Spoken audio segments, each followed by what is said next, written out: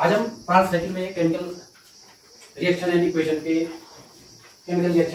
के कुछ और क्वेश्चन जो बचे हैं उनको सॉल्व करेंगे।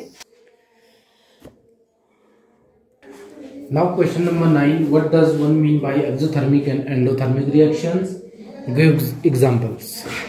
एक्सोथर्मिक और एंडोथर्मिक रिएक्शन क्या है, यानी कि ऊष्माक्षेपी और ऊष्माशोषी अभिक्रियाएं क्या है? Answer, chemical reaction that release energy in the form of heat, light और sound are called exothermic reactions. इसका मतलब क्या है बच्चों कि वो केमिकल रिएक्शन वेयर जो एनर्जी है that is release in the form of heat, यानी कि जो एनर्जी है उसकी एनर्जी हीट, लाइट या साउंड की फॉर्म में बाहर निकलती है या हमें दिखाई देती है, that is also called exothermic reaction. For example में हमने एक्सोथर्मिक रिएक्शन में लिखा है कि carbon burns in air to give carbon dioxide and heat, यानी कि जो कार्बन है वो सॉलिड फॉर्म में है, वो ऑक्सीजन के साथ गैस के साथ बर्न हो करके मिल करके कम्बिनेशन रिएक्शन के तहत CO2 कार्बन डाइऑक्साइड का फॉर्मेशन करता है और 98.3 किलो कैलोरी हीट को क्या करता है, रिलीज करता है। Second one example is nitrogen react with oxygen. Nitrogen and oxygen combine होते हैं, कम्बिनेशन रिएक्शन करते हैं and give ammonia and heat. N2 + 3H2 is equal to 2NH3, यानी कि ammonia plus 24.3 kilo calorie heat को release करते हैं। सो यहाँ पे हीट क्या हो रही है, जब रिएक्शन प्रोसीड हो रही है तो यहाँ पे हीट रिलीज हो रही है। So we also call these reactions are exothermic reaction. तो इसमें हीट क्या हो रही है, रिलीज हो रही है। तो जब हीट, लाइट या साउंड की फॉर्म में एनर्जी रिलीज होती है तब हम कहते हैं that is exothermic. Exo means बाहर निकलना, so it is exothermic reaction. Now the second one part of this question is endothermic reaction. Exothermic तो हमने पढ़ा, अब हम पढ़ रहे हैं एंडोथर्मिक। तो एंड का मतलब है कि एंटर, ठीक है, अंदर। Endothermic reactions are those reactions which involves absorption of heat और एनर्जी, यानी कि एंडोथर्मिक रिएक्शन वही रिएक्शन है जिसमें एब्जॉर्प्शन ऑफ हीट, ऊष्मा और एनर्जी, ऊर्जा, हीट, दोनों में से किसी एक को या दोनों को एब्जॉर्ब किया जाता है, अवशोषित किया जाता है या अंदर ही अंदर समाहित किया जाता है, इन्वॉल्व किया जाता है। These reactions are endothermic reaction.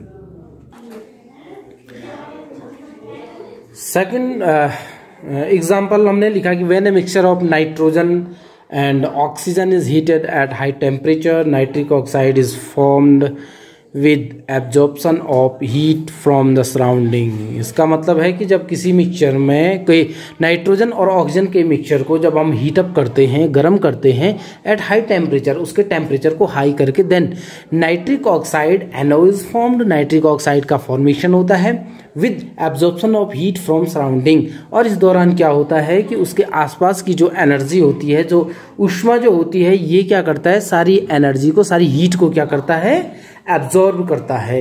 तो एब्जॉर्प्शन यहाँ पे हो रहा है, इसलिए हमने इस रिएक्शन को क्या कहा, एंडोथर्मिक रिएक्शन। तो अगर एक्सोथर्मिक रिएक्शन अगर होती तो वो हीट को क्या करता है, बाहर फेंकता है, यानी कि हीट को रिलीज करता है, साउंड को रिलीज करता है या फिर लाइट को रिलीज करता है। लेकिन एंडोथर्मिक में वो क्या करता है, एब्जॉर्प्शन करता है, हीट को एब्जॉर्ब करता है। So it is also known as endothermic reaction.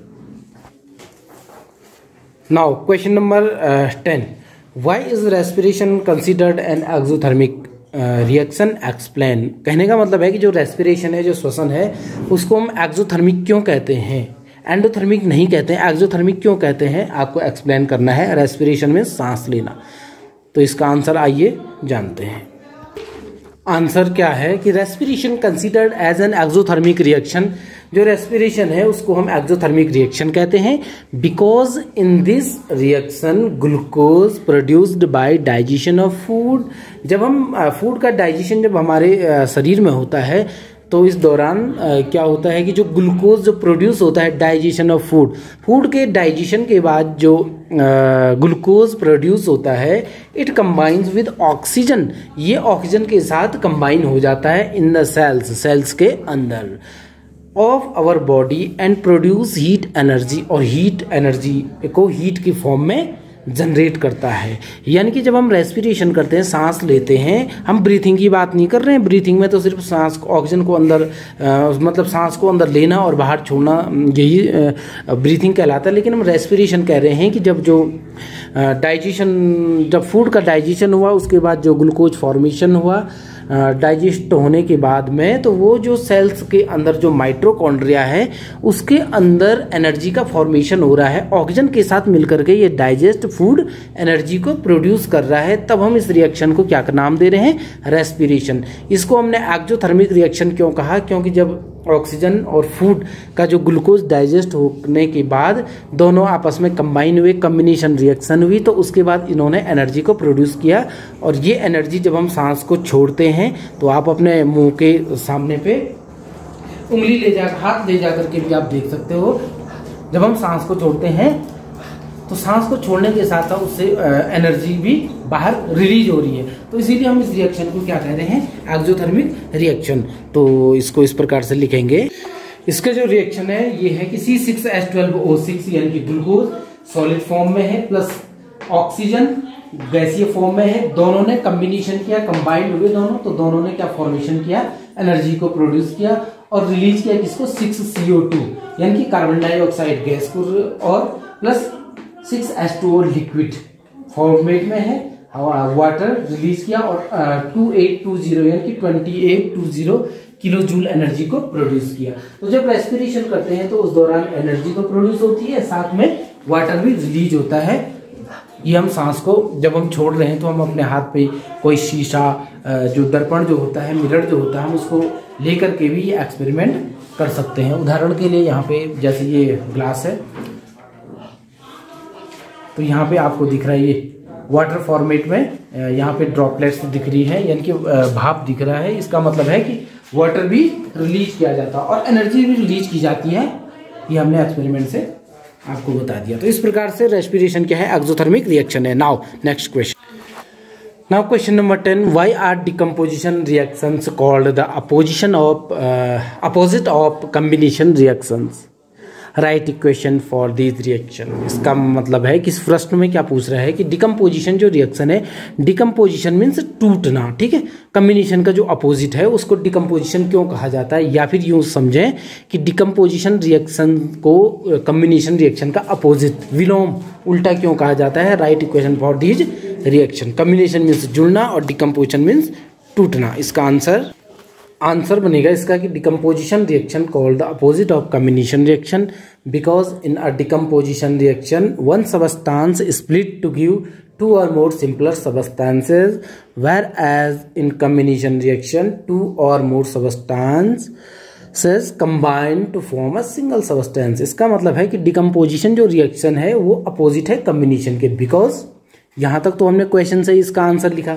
अब आगे लिखा है कि decomposition reaction one substance split to give two और मोर सिंपलर सबस्टांस, यानी कि डिकम्पोजिशन रिएक्शन में कोई भी जो वन प्रोडक्ट होता है, वो सबस्टांस होता है, वो स्प्लिट हो जाता है। स्प्लिट मीन्स ब्रेकअप या ब्रेक डाउन हो जाता है। टू गिव टू और मोर सिंपलर सबस्टांस, दो या दो से अधिक सिंपलर सबस्टांस में टूट जाता है। इसीलिए इसको हमने क्या कहा? डिकम्पोजिशन। और कम्बिनेशन में क्या होता है कि टू और more substances combines, they are joint together, वो ज्वाइन हो जाते हैं, कंबाइंस हो जाते हैं या ऐड हो जाते हैं। इसीलिए हमने क्या कहा कि decomposition and combination both are the opposite, दोनों एक दूसरे के क्या हैं? अपोजिट हैं। अपोजिट मीन्स बिलोम है। एक कम्बिनेशन है तो दूसरा डिकम्पोजिशन है। आइए एग्जाम्पल में हम इनका कंपेयर करते हैं। एग्जाम्पल हमने कम्बिनेशन में कहा कि CaO यानी कि कैल्शियम ऑक्साइड और CO2 कार्बन डाइऑक्साइड दोनों क्या हुए? कंबाइन हुए, दोनों जुड़ गए और जुड़ने के बाद दोनों ने क्या बोला है? CaCO3। और डिकम्पोजिशन में क्या होगा? देखिए, कैल्शियम ऑक्साइड CaO और कार्बन डाइऑक्साइड, इन दोनों को जब CaO कैल्शियम ऑक्साइड यानी कि बिना बुझा चूना, यानी कि इसको पानी में वाटर में डिसॉल्व नहीं किया गया है। CaO कैल्शियम ऑक्साइड को जब हम CO2 के साथ रिएक्शन करवाते हैं तो वो क्या बनाता है? CaCO3 यानी कि कैल्शियम कार्बोनेट। और जब कैल्शियम कार्बोनेट को हीटअप किया जाता है, गर्म किया जाता है, तो वो टूट जाता है किसमें? कैल्शियम ऑक्साइड एंड CO2 में। So it is combination, it is decomposition, both are the opposite. एक में कंबाइन हो रहा है और एक में डिकम्पोज हो रहा है, टूट रहा है। Now next question number 12, write one equation each for decomposition reaction where energy is supplied in the form of heat, light और इलेक्ट्रिसिटी। आपको क्या करना है, वन इक्वेशन मतलब ईच, प्रत्येक के लिए आपको अलग अलग इक्वेशन लिखनी पड़ेंगी, जिसमें एक तो हीट प्रोड्यूस हो, सेकंड वन में लाइट रिलीज हो, and the third one is electricity produce. First जो आंसर हमने लिखा, फर्स्ट है डिकम्पोजिशन बाय हीट, हीट के कारण डिकम्पोजिशन टूट रहा है। फर्स्ट है FeSO4 यानी कि सॉलिड स्टेट में है, फेरस सल्फेट, फेरस सल्फेट को हमने हीटअप किया, ये हीटअप का सिग्नल है, तो वो टूटा किसमें, ferric oxide Fe2O3 ferric oxide में, एंड सल्फर डाइऑक्साइड SO2 में, and the SO3 sulphur trioxide में, that is decomposed by heat. So it is the first example. Then now second, decomposition by light. अब हम second पढ़ रहे हैं, decomposition by light. Silver chloride AgCl को हमने light की presence में क्या किया, रिएक्ट करवाया AgCl को लाइट की प्रेजेंस में, यानी कि सिल्वर क्लोराइड को हमने सनलाइट में रखा, तो वो ब्रेकअप हुआ इसमें सिल्वर एंड क्लोरीन में। So it is decomposed by light, it is decomposed through light, so it is the decomposition by light, the second one example. Now the third one is decomposition bye electricity. Second one example of decomposition by electricity. Aluminium oxide Al2O3 aqueous form में है, इसको electricity की presence में, equal to के ऊपर हम लिख रहे हैं, इसका मतलब इसकी प्रेजेंस में, इलेक्ट्रिसिटी की प्रेजेंस में हमने रिएक्ट करवाया, तो ये क्या हुआ, एल्यूमिनियम और ऑक्सीजन 2 पार्ट्स में ब्रेकअप हो गया, यानी कि टूट गया, डिकम्पोज्ड हो गया। सो it is the third one example, decomposition bye electricity. Now the question number 13 is what is the difference between displacement and double displacement reaction, right equation for this reaction. यानी कि डिस्प्लेसमेंट विस्थापन और double displacement द्विविस्थापन में क्या अंतर है। Answer है कि in a displacement reaction a more reactive element replaces a less reactive element from a compound, यानी कि किसी कंपाउंड में जो ज्यादा जो रिएक्टिव जो एलिमेंट होता है वो कम रिएक्टिव एलिमेंट को क्या कर देता है, डिस्प्लेस कर देता है, उसके साथ उसको उसके साथी से हटा देता है। ये तो था डिस्प्लेसमेंट। अब हम बात कर रहे हैं डबल डिस्प्लेसमेंट की। While in a double displacement reaction 2 atoms और a group of atoms interchange their position to form new compound. क्या करते हैं डबल डिस्प्लेसमेंट में, दो ग्रुप ऑफ एटम्स, दो अलग अलग ग्रुप ऑफ एटम्स क्या करता है, एक के साथ चला जाता है और B, suppose AB plus CD है, एग्जाम्पल के लिए हमने कहा कि AB प्लस CD है, तो होता क्या है कि A वाला चला जाता है D के साथ में और B वाला चला जाता है C के साथ में, यानी कि ये बना देता है AD, A वाला चला जाता है D के साथ में प्लस BC, B वाला इसके साथ में, तो एक दूसरे के साथ अदला बदली करते हैं। So it is also known as double displacement. आइए एग्जाम्पल की हेल्प से समझते हैं। एग्जाम्पल में देखिए, डिस्प्लेसमेंट रिएक्शन में हमने लिखा है CuSO4 यानी कि कॉपर सल्फेट। कॉपर सल्फेट को जब जिंक के साथ मिला दिया जाता है, तो ये जो कॉपर है ये जिंक से, ये जो जिंक है Zn है, ये कॉपर से मोर रिएक्टिव है। हमने रिएक्टिविटी सीरीज में देखा है पोटेशियम, सोडियम, Ca, कैल्शियम, तो उसमें जो Zn का जो प्लेस है वो कॉपर से ऊपर है। कॉपर का Cu, Hg, Ag, Au, ये सबसे नीचे जिनका जो रिएक्टिविटी सीरीज है इनका प्लेस नीचे है, तो Zn का प्लेस ऊपर है, तो Zn Cu से मोर रिएक्टिव है, इसलिए Zn क्या करता है, SO4 के साथ क्या करता है, कम्बिनेशन कर लेता है और Cu को डिस्प्लेस कर देता है। तो ये तो है नॉर्मल डिस्प्लेसमेंट रिएक्शन, क्योंकि यहाँ पे सिर्फ सिंगल Cu का डिस्प्लेसमेंट हो रहा है। सेकंड वन में देखिए double displacement reaction, Na2SO4 plus BaCl2 equal to BaSO4 plus NaCl। यहाँ पे क्या होगा, जो ये Na है ये इसके Cl के साथ चला जाएगा और जो Ba है वो SO4 के साथ, यानी कि अदला बदली होती है। So it is known as double displacement. दोनों के बीच में अदला बदली होने के कारण इसको डबल डिस्प्लेसमेंट कहा जाता है। Now next question number 14, in the refining of silver the recovery of silver from silver nitrate solution involved displacement bye copper metal, write down the reaction involved. भाई जब सिल्वर को रिफाइन किया जाता है silver nitrate के solution से, तो वहाँ पे डिस्प्लेसमेंट रिएक्शन के में ये देखने में आता है कि कॉपर मेटल डिस्प्लेस हो जाती है। तो आप इसको रिएक्शन के मीडियम से लिखिए। नाउ इसका आंसर हमने इस प्रकार से लिखा, AgNO3 plus Cu equal to CuNO3 का होल ट्वाइस प्लस 2Ag या Ag। सिल्वर नाइट्रेट को कॉपर के साथ क्या किया गया, रिएक्शन करवाई गई। तो हमने क्या देखा कि कॉपर नाइट्रेट फॉर्मुलेट किया और Ag जो Ag था वो क्या हो गया, डिस्प्लेस्ड हो गया। Ag डिस्प्लेस्ड हो गया या डिस्प्लेसमेंट हो गया। तो ये रिएक्शन हमने शो की। Now question number 15, what do you mean by a precipitation reaction, explain by given example. Precipitation reaction क्या है? Answer precipitation reaction, a reaction in which an insoluble solid called precipitate is formed and settle down is called precipitation reaction। यानी कि कोई भी ऐसी reaction जिसमें insoluble solid, कोई ऐसा सॉलिड जो कि पानी में ना घुले या जो घुलनशील ना हो, इनसॉल्युबल हो, जब किसी रिएक्शन में ऐसा इनसॉल्युबल सॉलिड बनता है एंड सेटल डाउन और वो नीचे बैठ जाता है, that is called precipitation reaction. तो ऐसी रिएक्शन को प्रेसिपिटेशन रिएक्शन कहा जाता है। अवक्षेप के रूप में वो मिलता है, हम उसको इस इनसॉल्युबल सॉलिड को प्रेसिपिटेट कहते हैं और इस रिएक्शन को प्रेसिपिटेशन। Na2CO3 एक्वस फॉर्म में सोडियम कार्बोनेट प्लस CaCl2 यानी कि calcium chloride is equal to CaCO3 calcium carbonate solid form में एंड NaCl यानी कि सोडियम क्लोराइड यानी कि कॉमन सॉल्ट एक्वस फॉर्म में। In the above reaction calcium carbonate is formed। Calcium carbonate का formation हो रहा है as a precipitate.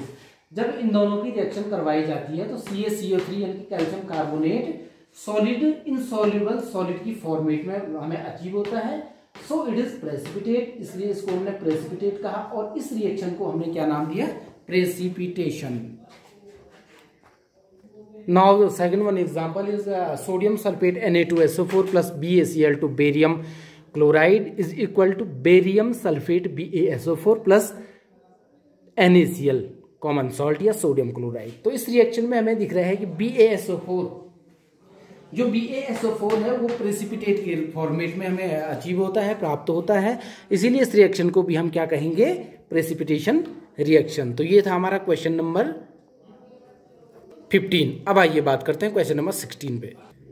Question number 16, explain the following in terms of gain और loss of oxygen with two examples each, oxidation and reduction. कहने का मतलब यह है कि आपको 2 टर्म्स दिए गए हैं, ऑक्सीडेशन और रिडक्शन, आपको इनकी डेफिनेशन बतानी है किसकी हेल्प से, लॉस ऑफ ऑक्सीजन या गेन ऑफ ऑक्सीजन, ऑक्सीजन का जुड़ना या ऑक्सीजन का हटना।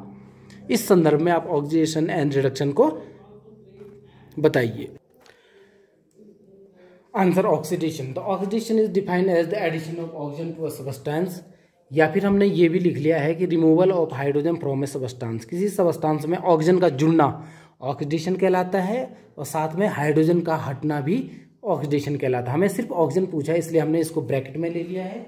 एग्जाम्पल के लिए कॉपर में ऑक्सीजन को ऐड किया तो बना कॉपर CuO बना, ठीक है।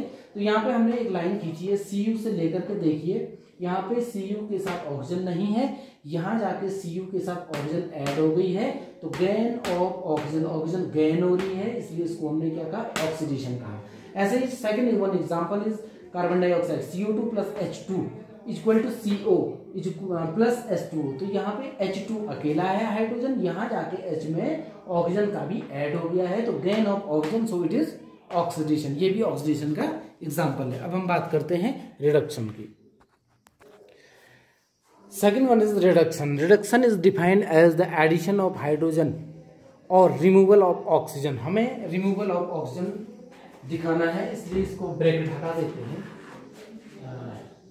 हमें मेन तो ऑक्सीजन को ऑक्सीजन के परिप्रेक्ष्य में दिखाना है ना, तो रिडक्शन हमने कहा, reduction is defined as the addition of hydrogen, या तो हाइड्रोजन ऐड हो, या फिर removal of oxygen from a substance, किसी सबस्टांस में ऑक्सीजन का रिमूव होना, रिमूव मींस हटना, ठीक है। एग्जांपल में हमने लिखा CO2 plus H2 equal to CO plus H2O, तो यहाँ पे CO2 कार्बन के साथ 2 ऑक्सीजन ऐड है, यहां जाकर के कार्बन के साथ एक ऑक्सीजन रिमूव हो गई, लॉस ऑफ ऑक्सीजन, इसने एक ऑक्सीजन को क्या कर दिया, लॉस कर दिया, so it is reduction, first case. Second one example है CuO plus H2 equal to Cu plus H2O, यहाँ पे CuO कॉपर के साथ ऑक्सीजन है, यहां जाकर के कॉपर अकेला छूट गया, ऑक्सीजन को उसने रिमूव कर लिया है, इसलिए loss of oxygen, so it is the example of, it is an example of reduction. तो ये क्वेश्चन हमारा कंप्लीट हो गया। अब चलते हैं next question number 17। Now question number 17, a shiny brown coloured element x on heating in air becomes black in color, name the element X and the black colored compound formed। एक shiny brown coloured element है X, उसको heating किया जाता है, गर्म किया जाता है और इन एयर, हवा की उपस्थिति में, ऑक्सीजन की उपस्थिति में, इट बिकम्स ब्लैक, ये काले रंग का पड़ जाता है कलर में। नेम द एलिमेंट X, हमें इस X एलिमेंट का नाम बताना है और जो ब्लैक कलर्ड कंपाउंड बना उस कंपाउंड का नाम बताना है। Now the answer of this one is that element X is copper। इस ये जो X जो एलिमेंट है, जो शाइनी ब्राउन कलर्ड का एलिमेंट है, जो हीटिंग करने पे एयर के साथ ब्लैक कलर का एलिमेंट बना लेता है, ब्लैक कलर का कंपाउंड बना लेता है, इस एलिमेंट का नाम तो कॉपर है, Cu है, और ये ऑक्सीजन के साथ, यानी कि आग, ये हीटिंग जब इसको किया जाता है तो एयर के साथ, यानी कि ऑक्सीजन ही तो आग जलाने में हेल्पफुल गैस है, तो ऑक्सीजन के साथ रिएक्शन करके ये क्या बना लेता है, 2CuO, यानी कि कॉपर ऑक्साइड बना लेता है। तो जो ब्लैक कलर का जो कंपाउंड बना वो है CuO, और जो ये X जो शाइनी ब्राउन कलर्ड एलिमेंट है उसका नाम है Cu या copper. Now question number 18, why do we apply paint on iron articles. भाई आयरन के जो आर्टिकल्स हैं, लोहे के जो आर्टिकल हैं, लोहे की जो चीज़ें हैं, हम उस पर पेंटिंग क्यों करते हैं, उस पर पेंट क्यों चढ़ाते हैं, ग्रीसिंग क्यों करते हैं, ऑयलिंग क्यों करते हैं, तो ये इन सब का एक आंसर बनेगा ये। Answer is iron articles are painted because it prevents them from rusting. When iron articles are painted, the contact of iron articles from moisture and air is cut off, thus rusting is prevented। कहने का मतलब ये है कि iron के जो articles हैं, लोहे के जो आर्टिकल्स हैं, इन आर्टिकल्स को हम पेंट क्यों करते हैं, तो जैसे ये है, आपको इस पे दिख रहा है रस्टिंग, ये पूरा जंग लगा हुआ है ना, तो इस पे अगर हम पेंट कर लेते हैं तो ये जो आयरन का जो आर्टिकल है ये कॉन्टेक्ट में नहीं आता है, किसके, air, rusting iron, moisture and air, यानी कि नमी, यानी कि पानी और एयर के कांटेक्ट में नहीं आएगा आयरन, तो वो रस्टिंग से बच जाएगा, यानी कि वो पानी और एयर के साथ मिलकर के Fe2O3 H2O इसका निर्माण करता है, और इसी के निर्माण करने से बचाने के लिए हम उसको पेंट करते हैं। तो ये है, ये जो जंग लगा है, इस जंग यानी कि इस रस्ट का जो फॉर्मूला बनेगा वो क्या बनेगा, Fe2O3H2O। कई बार एग्जाम में ये भी पूछ लिया जाता है, what is the formula of rust, then we also learn it. Fe2O3H2O यानी कि जंग, रस्ट से बचाने के लिए हम क्या करते हैं, आयरन आर्टिकल्स को पेंट करते हैं, ग्रीसिंग करते हैं या ऑयलिंग करते हैं।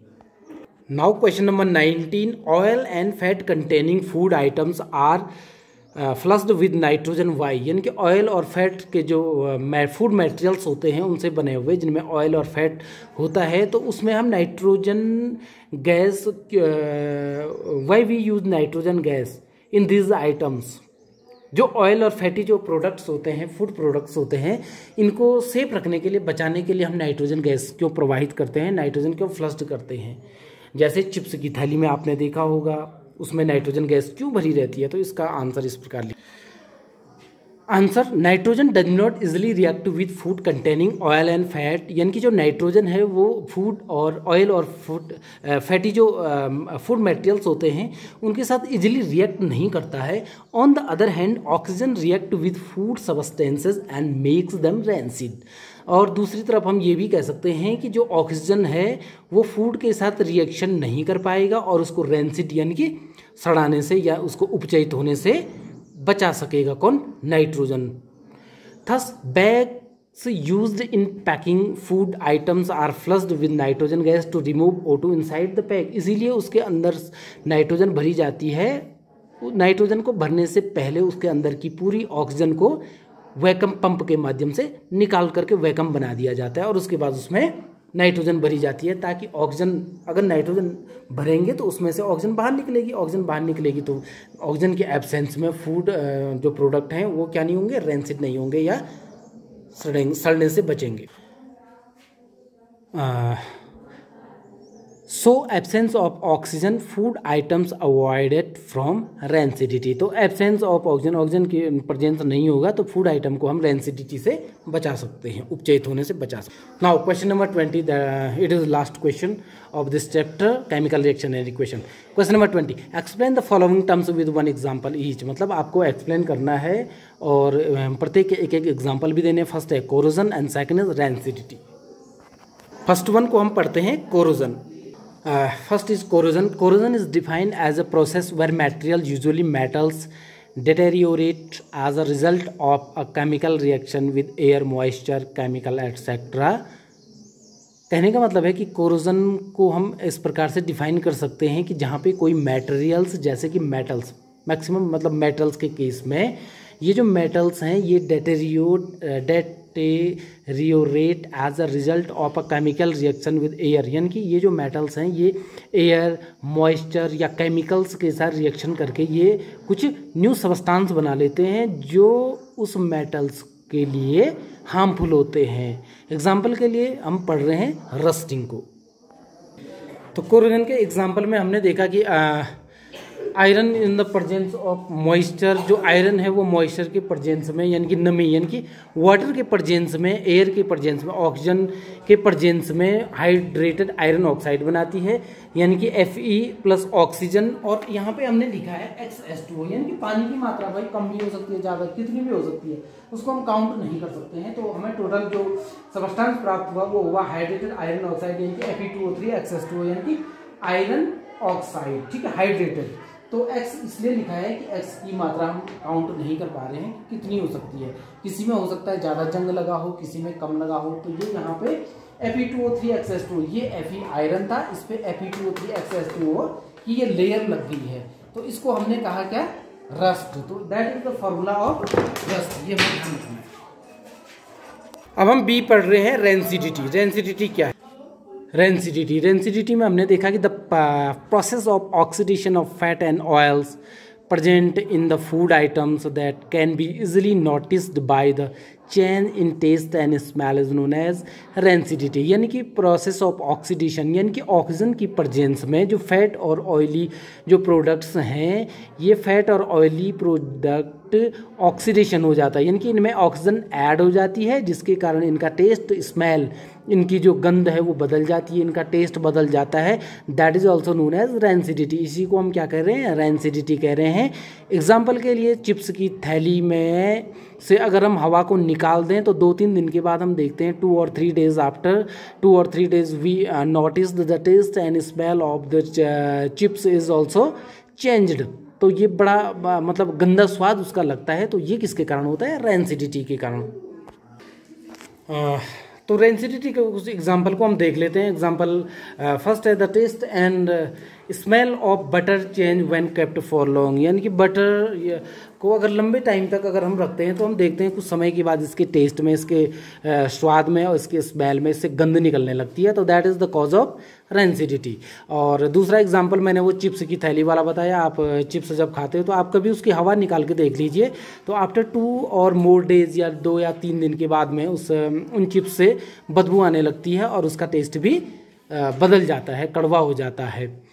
Rancidity can be avoided by. इस रेंसिडिटी को किस प्रकार से, रेंसिडिटी से बचाया जा सकता है खाद्यान्न को, खाद्य पदार्थों को।